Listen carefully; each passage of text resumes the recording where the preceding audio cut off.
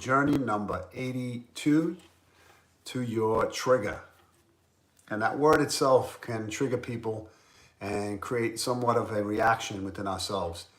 And every time I'm triggered, so to speak, the first reaction is naturally to react in a way with a pattern that I've been used to. And we all do that, right? So in spirituality, a trigger refers to a specific event, an experience, a situation that unexpectedly activates a deep spiritual response or awakening within us. And so in other words, it prompts us to delve deeper into some type of form or way of dealing with something, as opposed to handling something in a pattern that is non-productive and negative.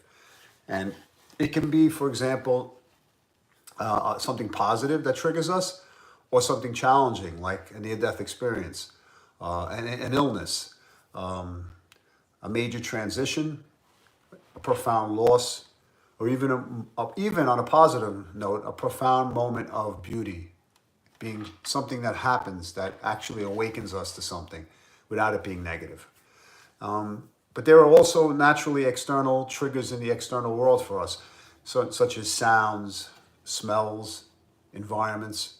I mean, we've all been in situations where we've been triggered to have a certain reaction towards something. A lot of people who have post-traumatic stress disorders are triggered by certain events that they relive by certain environmental stressors. But for the most part, what I'm referring to tonight is basically being triggered by someone else, another person. And when we're triggered by another person, it's actually for us something positive if we look at it in that light. And why? Because when we mirror something, when something's mirrored back to us, or we see something that resonates with us, we have to naturally be on that frequency in order for it to affect us. Otherwise, if we didn't understand or become triggered or resonate with that energy, then we wouldn't have that within us. We wouldn't even be bothered by that person or situation. So what's important for us is to recognize the fact that triggers are an outer reflection of something that goes on within us. And it's triggering us. It's activating an aspect of ourselves that needs us to draw attention to it. And if we've handled the situation in the same pattern over numerous times, and we have not been successful in reacting towards a trigger, then what we're really being called to do is to look at something as almost a miracle. And as I communicate the word miracle, it's almost a reflection, a mirror called back to us. And what that does is that teaches us to look at something external to us, and it's mirroring itself back. And that's a great term that I learned. And it's something that has assisted me recently to understand those particular situations. In being more specific, if we see somebody that agitates us or bothers us, what they're doing is they're triggering a part of ourselves that we see in that person. Now, it would be very difficult for us to admit that, right? Our ego will filter out and defend ourselves from a situation, because the last thing we want to do is be associated with something that we don't like. But when we look at it a little bit deeper, we can only be triggered, again, as I mentioned before, by something that resonates at that level of our own understanding. And so for us to actually look at the external situation as a positive moment, a teaching moment for us to say, do I see in that situation, that person, that is triggering me, that still rings some type of frequency or noise in my mind that I can understand. And for the most part, we distance ourselves from that. So what I'd like to do tonight is I'd like you to see if you can find out what your trigger is, who the person is, what the situation is, what the event may be. And not to relive something negative, but to look at it and ask your spirit animal, or whatever information comes through, and how you better can manage a situation in a more positive light, and what blessings you're receiving in the process of going through this. Okay, so I'd like you to get comfortable in any situation, either lying down, sitting up. If you can close your eyes, even better. And one thing I wanted to mention is the fact that a lot of times when people are doing a journey, we create an expectation of envisioning what we want to see before the journey takes place. And we want to control the situation. It's very important for you just to let go and allow information, images, sounds, smells, whatever comes through to just come into you and not judge it, and actually look at it as something as positive. Like look at it as if you're being offered something. Not that you're going to grasp it or look for it, but that it's being brought to you. And the spirit world is connected to you, and it is offering information. All right, so we're going to get into that comfortable position, seated or lying down, covering our eyes, taking a deep breath in, and exhale. Taking a deep breath in and exhale. Taking a deep breath in and exhale. Let's go on our journey.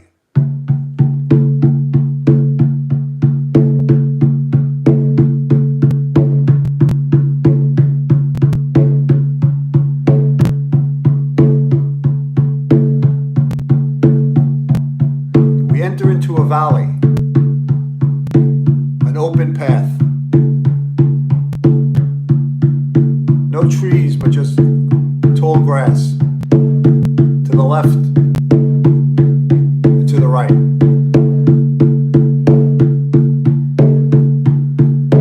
And as we walk this path,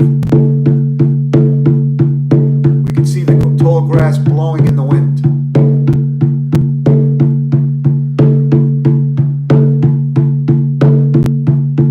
And as we walk, we can see the direction of the path we're walking on.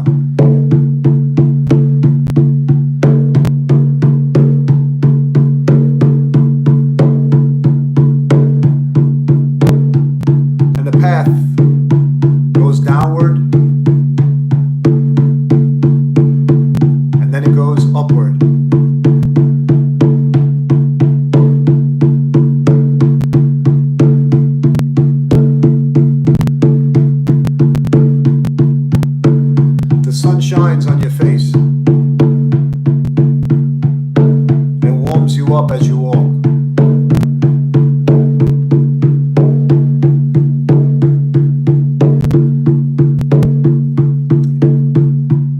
As you walk, you go up a hill.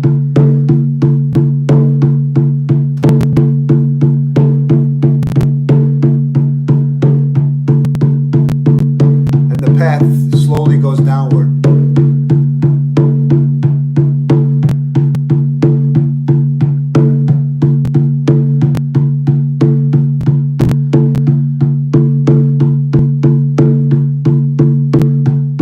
Up ahead,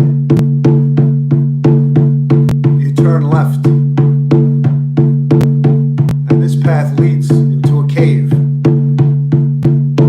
to the left.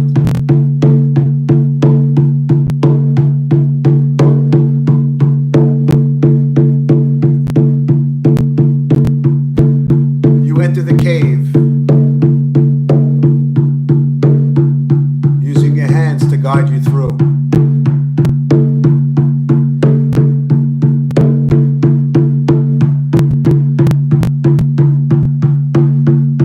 And as the light appears on the other side, you walk out.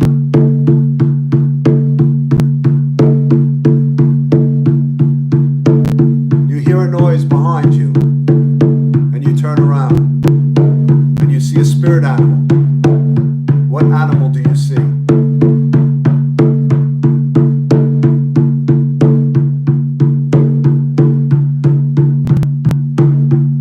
You look at the animal and you ask it about your trigger, who it is,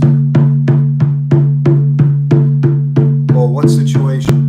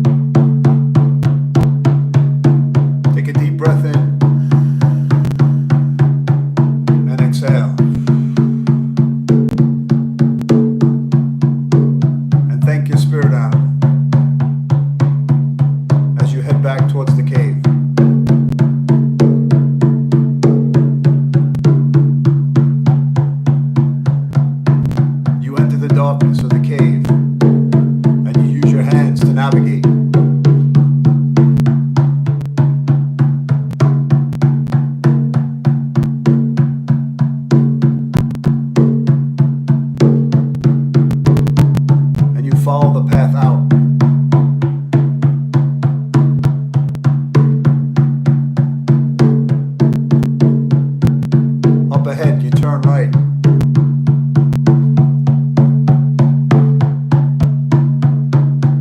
On the path that takes you between the grassy field.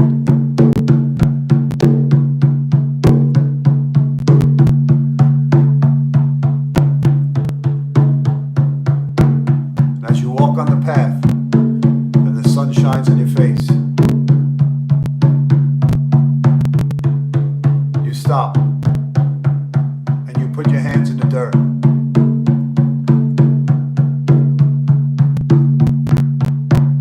And you feel the exchange between the earth and your hands.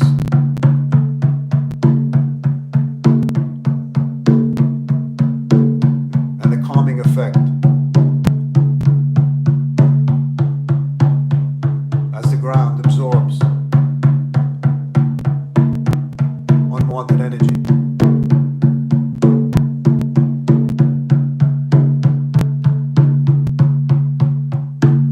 And you thank the earth. And you stand up. And you walk off the path.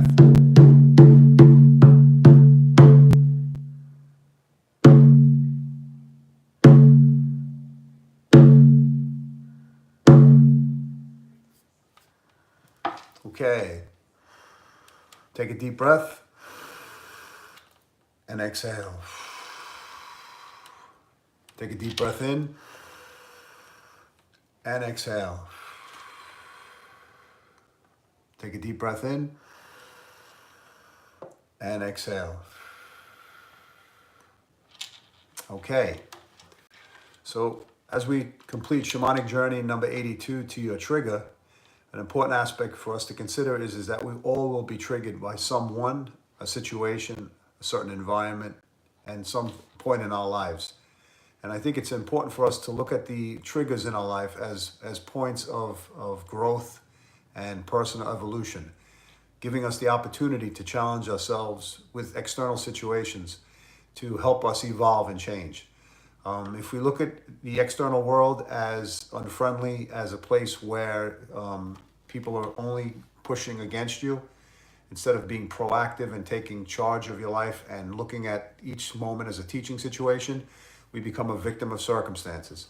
So it's important for us to notice the triggers in our life and to see the repetitive themes that go around in circles, that are cyclical, that come back to us, and to use them as tools in our lives and to evolve from the situations.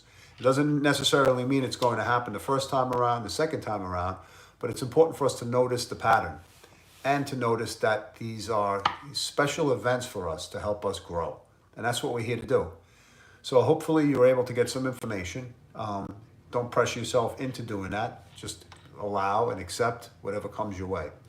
Okay, I hope you have a great evening. And if you could comment or give it a like, I'd appreciate that. All right, have a great evening.